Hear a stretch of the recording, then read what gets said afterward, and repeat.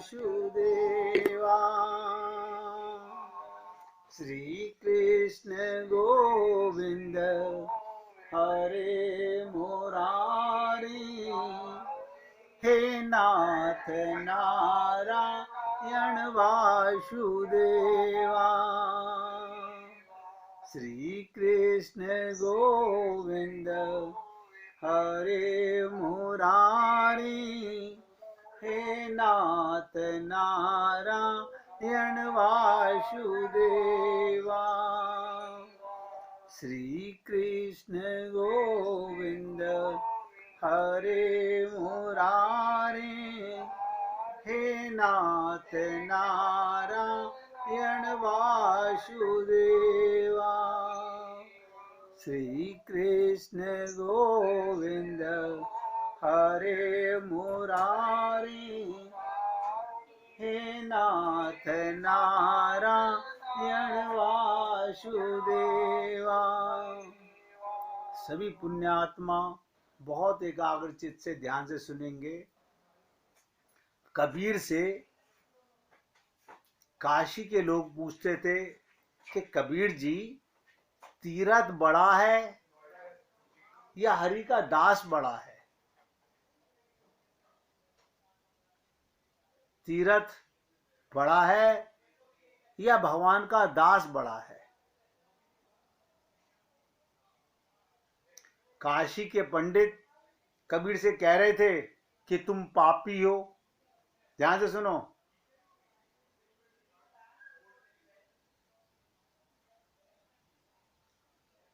काशी के पंडित कबीर से कह रहे थे कि तुम पापी हो। पंडितों को कबीर बिल्कुल रुचे नहीं, वहां के विद्वानों को उन्हें पसंद नहीं थे। पंडितों के लिए कबीर बिल्कुल अपाच्य नहीं थे। क्यों? ऐसा क्यों कि कबीर भगवान के हो चुके थे। ध्यान से सुनो। और ये पंडित जो थे, ये ग्रंथों के हो चुके थे।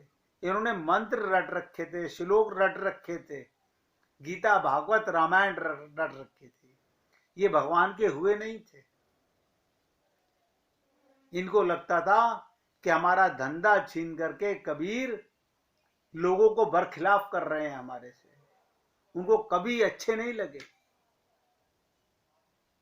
उनको वो पचा ही नहीं सके। कबीर को पचाने के लिए बड़ी हिम्मत चाहिए। संत को सुनने में, संत को हजम करने में, संत के सामने चर्चा करने में। क्यों? संत को सत्य का ज्ञान हो चुका होता है। और मैं कहता हूं, हम सब अबोधी तो हैं। अगर हम अपने गुरु के सामने, संतों के सामने गलत बोल करके ही तो सही का ज्ञान कर सकते हैं। अपने मन में ही सोचते रहेंगे, उससे क्या होगा? तो कबीर को पहचानने के लिए बड़ी हिम्मत चाहिए। पंडितों में वैसी हिम्मत नहीं थी। कबीर के पास लोग वेद ले आते थे। वेद की पुस्तकें ला रहे हैं क्योंकि काशी के पंडितों का घर है। इस जमीन पर पंडितों को सबसे बड़ी भीड़ वहां इकट्ठी है, अनंत काल से है। कोई नहीं जानता काशी का सबसे पुरानी हिस्ट्री है। जेरूसलम और काशी अनंत काल से है। अगर पंडितों ने किसी चीज को भी बर्बाद किया होगा तो वो काशी को ही दूषित किया है। बुरा मत मानिएगा, मैं खुद ब्राह्मण परिवार में पैदा हुआ हूं। अगर बुद्धों के कारण तीर्थ बनता है तो पंडितों के कारण जो बनता है वो काशी में बन गया है। कचरा इकट्ठा हो गया। वो पंडित कबीर के पीछे पड़ गए। वो बोलते थे, तुम्हें वेदों का ज्ञान तो है नहीं, संस्कृत तो तुम जानते नहीं, और तुम ज्ञान की बातें कर रहे हो बिना वेद जाने। तो कबीर पूछते थे, वेदु बड़ा जहां ते आइया, और वे पंडित कह रहे थे तुम तीर्थ में हो, जाओ स्नान करो, गंगा पवित्र कर देगी। तो कबीर पूछ रहे हैं तीर्थ बड़ा के हरि का दास। अब सोचिएगा, संतों के चरणों में तीर्थ बहा करते हैं, आप हम लोगों को पता नहीं है। जहां हरि के चरण पड़ जाते हैं वहां तीर्थ बन जाता है। भगवान तक कोई पहुंचता ही संतों के द्वारा है।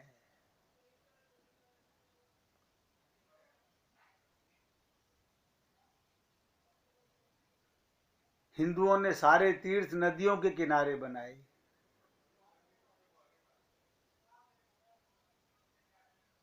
क्योंकि हिंदुओं की साधना पद्धति नदी की धारा पर ध्यान देने का बड़ा गहरा प्रयोग है। लेकिन आप और हम लोग उसमें स्नान करके आ जाते हैं। हम गंगा स्नान करके आ गए, उसके बहने को नहीं समझ पा रहे कि नदी सागर से मिलने को बेचैन है।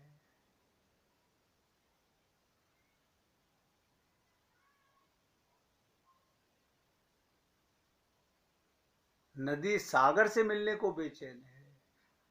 और स्नान करके तो हमारे अंदर ये भाव आना चाहिए था कि मैं राम से कैसे मिलूं, मैं अपने गोविंद से कैसे मिलूं, और यही देह मिला है मिलने के लिए। भटकने ले तो अनंत बार न जाने हम कहां कहां जा चुके हैं, स्वर्ग भी जा चुके हैं।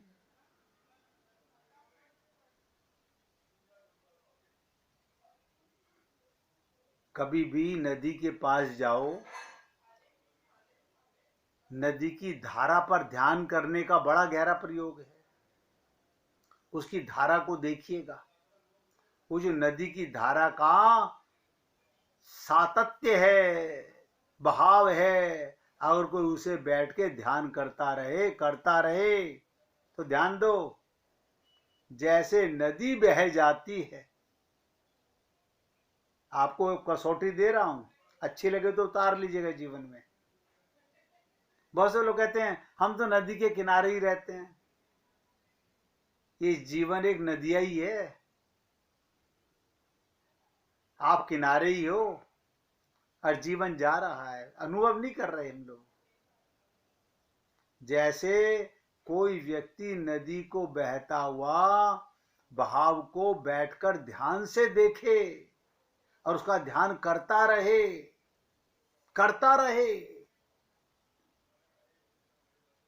तो जैसे नदी बह जाती है, ध्यान से सुनेंगे, जैसे नदी बह जाती है ऐसे ही थोड़े दिनों में मन भी नदी के साथ सागर में बह जाता है। क्या मतलब? नदी सागर से मिल जाती है और मन प्रीतम से मिल जाता है। अब आप कहोगे कोई साधना बताइए। अब बता तो रहा हूं, एकाग्रता लाने का प्रयत्न तो करो। क्या मतलब? एक जागा हुआ आदमी, ध्यान दो, एक जागा हुआ आदमी सारी दुनिया को जगा सकता है। एक जलती हुई मोमबत्ती अपनी रोशनी खोए बिना लाखों मोमबत्तियों को जला सकती है। आप ये सोचिएगा, क्या मैं जाग गया हूं? क्या मैं जाग गया हूं? जागने का मतलब फिर सोना नहीं होता, शरीर सोता है।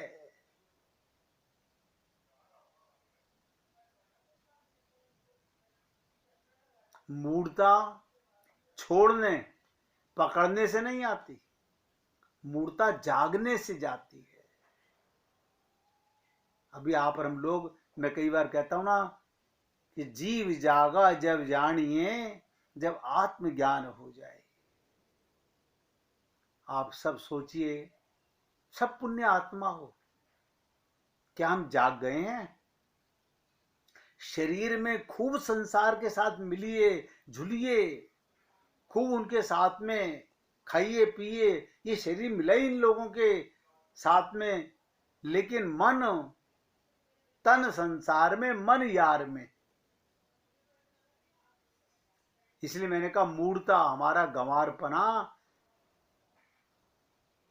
मूढ़ता छोड़ने पकड़ने से नहीं जाती, मूढ़ता जागने से जाती है। अपनी अज्ञानता, अपनापन जागोगे, आत्मज्ञान होगा, आत्म जागृति होगी तो जाएगी। मूढ़ता भागने से नहीं जाती, जागने से जाती है। भागो नहीं, जागो। लोग भागे जा रहे हैं, यहां जा रहे हैं, वहां जा रहे हैं। उस जागने को ही ध्यान कहते हैं, उस जागने को होश कहते हैं, अमूर्छा कहते हैं।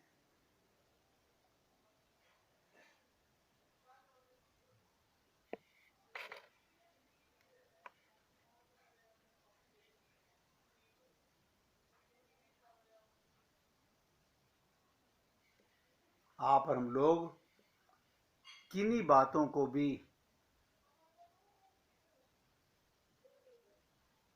गहराई से समझने का प्रयत्न नहीं करते हैं।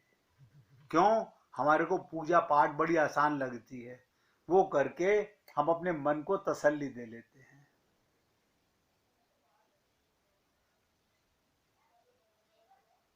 जहां जहां तुमने दुख पाया है, ध्यान से सुनो, जहां जहां तुमने दुख पाया है वहीं वहीं सुख पाया जा सकता था। जहां जहां तुमने दुख के बीज बोए हैं वहीं वहीं फूल के बीज भी बोए जा सकते थे, सुख के बीज भी बोए जा सकते थे। अभी भी कुछ बिगड़ा नहीं है, लेकिन होश चाहिए, जागृति चाहिए। संत महात्माओं का पूरा जीवन जागने और जगाने में चला जाता है।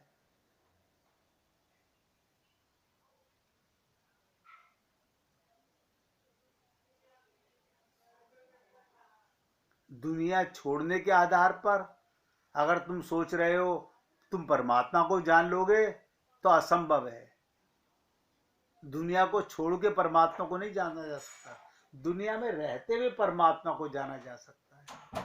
मैं रोज निवेदन करता हूं, किसी को घर नहीं छोड़ना, किसी को परिवार नहीं छोड़ना, किसी को समाज नहीं छोड़ना। जहां तुम्हें परमात्मा लेके आया है उन्हें छोड़ने के लिए थोड़ी लाया है। दुनिया छोड़ने के आधार पर अगर तुम सोचते हो हम परमात्मा को जान लोगे तो असंभव है,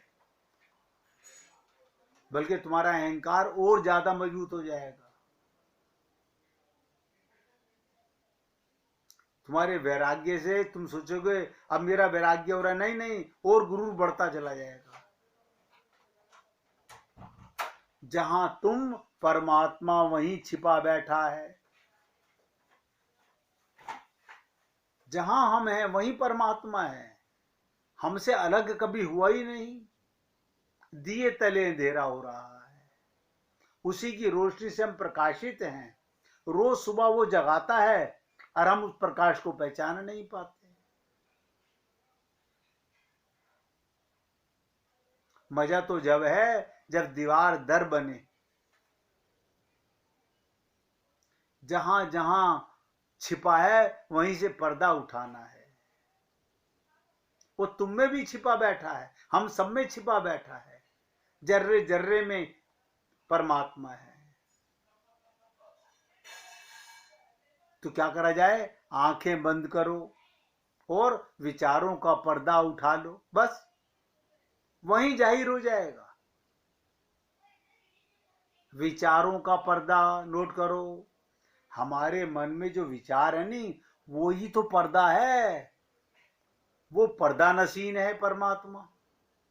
पर्दा गिरा है तो पर्दा नशीन नजर नहीं आ रहा, क्योंकि हमारे विचार खत्म हो, विचार शून्य हो तो परमात्मा नजर आता है। इसलिए मैंने आप लोगों से निवेदन किया, हमारी मूर्खता, हमारी मूढ़ता पकड़ने से नहीं जाएगी, जागने से जाएगी। भागने से नहीं जाएगी, जागने से जाती है। इसलिए भागने की नहीं, जागने की जरूरत है। एक जागा हुआ व्यक्ति सारी दुनिया को जगा सकता है।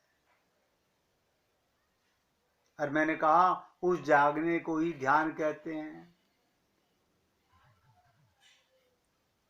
मैं तो प्रयत्न करता हूं कि आपके साथ बहुत सरलता के शब्दों के अंदर सत्संग किया जाए, जिससे आप लोगों को आसानी से हर चीज समझ में आने लगे। कठिन नहीं है। अब आप सोचिए, हम संस्कृत के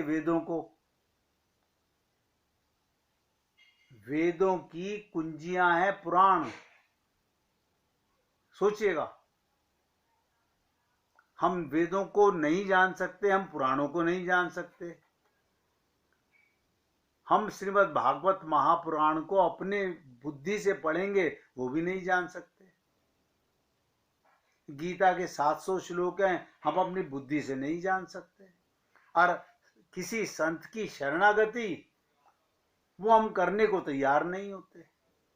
हम उसकी बुद्धि में अपनी बुद्धि मिलाना नहीं चाहते, यानी उसकी बुद्धि के सहारे हम आगे नहीं बढ़ना चाहते।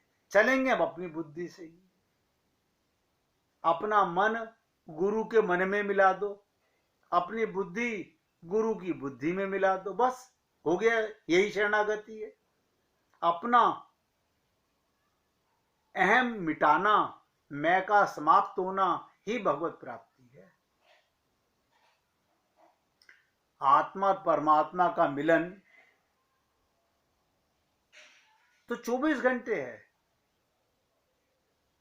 आत्मा और परमात्मा का मिलन तो 24 घंटे है। आत्मा तो परमात्मा से कभी अलग ही हुई नहीं। बस हमारा मन सदा संसार में विचरण करता है। इसलिए मैंने कहा, मन की तरंग मार लो, विचारों को शुद्ध कर लो। गहराई से आंखें बंद करके अपने विचारों का पर्दा गिरा के देखो ना, वो नजर आने लगेगा। नदी में गोता लगाने से कुछ नहीं होगा। नदी की बहती धार के साथ बहना शुरू कर दो, देखना शुरू कर दो, दूर तलक। क्या मतलब, वो धार कहां जाएगी? सोचो। मेरे देखते देखते इतना चली गई तो आगे कहां जा रही है, किधर जा रही है? आपको सागर नजर आने लगेगा। लेकिन इतना कौन सोचता है? जहां हमारे आंखों से कोई चीज ओझल हुई, फिर हम पलट के देखने लगते हैं। एक छोटी सी लीला सुन लीजिए, शायद कुछ समझ में आए। एक दिन भगवान श्री कृष्ण छोटे से कन्हैया एक कटोरे में मिट्टी लेकर उससे खेल रहे थे। गोपाल जी छोटे से मिट्टी का कटोरा लेकर उससे खेल रहे थे। वहीं पर राधा रानी आ गई। उन्होंने पूछा, गोपाल जी ये क्या कर रहे हो? गोपाल जी कहने लगे, मूर्ति बना रहा हूं, मूर्ति बना रहा हूं। राधा जी ने पूछा, किसकी? गोपाल जी ने मुस्कुराते हुए उनकी ओर देखा और कहने लगे, एक अपनी और एक तुम्हारी। कन्हैया बोले, एक अपनी और एक तुम्हारी। राधा भी देखने के उद्देश्य से उनके पास बैठ गई। गोपाल जी ने कुछ ही पल में दोनों मूर्तियां तैयार कर ली और राधा रानी से पूछने लगे, बताओ कैसी बनी है? ध्यान दीजिएगा इस पॉइंट को कि कैसी बनी है। मूर्ति इतनी सुंदर मानो अभी बोल पड़ेंगी। परंतु राधा ने कहा, मजा नहीं आया। क्या कहा राधा ने? मजा नहीं आया, इन्हें तोड़कर दोबारा बनाओ। गोपाल जी अचरज भरी निगाहों से राधा की ओर देखने लगे और सोचने लगे, मेरे बनाए में इसे दोष दिखाई दे रहा है। परंतु उन्होंने कुछ नहीं कहा, और दोबारा उन मूर्तियों को तोड़कर उस कटोरे में फिर पानी डाला और उस मिट्टी को गूंथने लगे। नोट करो इस बात को जो बता रहा हूं। क्या करा, दो को मिटाकर मिट्टी इकट्ठी कर दी, एक बनाकर फिर गूंथने लगे और उसमें पानी डाला। फिर से मूर्तियां बनानी शुरू की, हुबहू पहले जैसी मूर्तियां तैयार की। अब की बार प्रश्न वाली दृष्टि से राधे की ओर देखा तो राधा रानी ने कहा, क्या कहा, ये पहले वाली से बेहतर है, अधिक सुंदर है। कन्हैया बोले, तुम्हें कोई कला की समझ वमझ है? इसमें और पहले वाली में रत्ती भर का भी फर्क नहीं है। बनाने वाला मैं, बनने वाली ये मिट्टी, जैसे पहले बनाई थी वैसे मैंने अब बनाई है।